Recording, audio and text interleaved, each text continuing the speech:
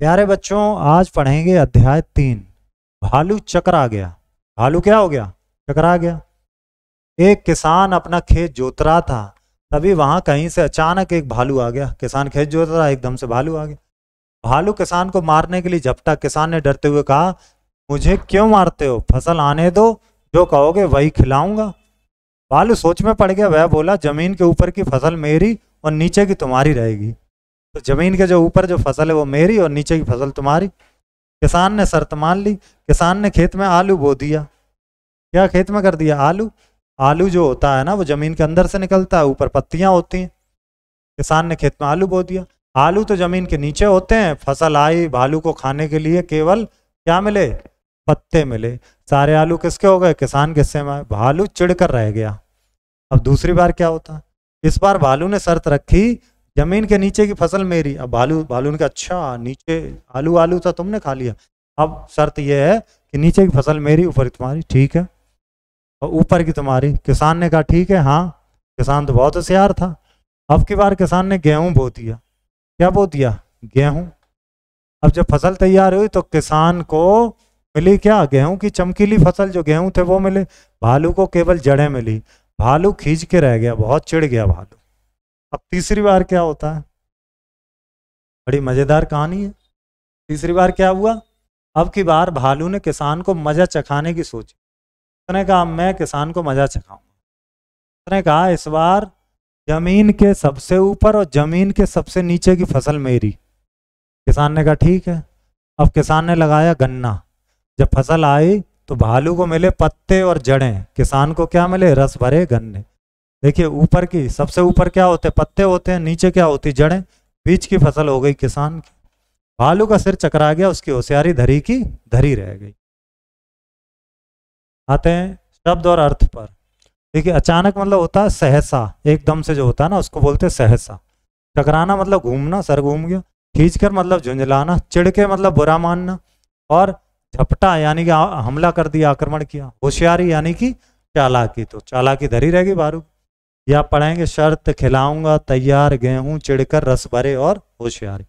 अब प्रश्न उत्तर भी करते हैं। किसान को मारने के लिए कौन झपटा? भालू। भालू की शर्त किसने मान ली? किसान ने। भालू के सिर में क्या हुआ? चकरा गया सिर।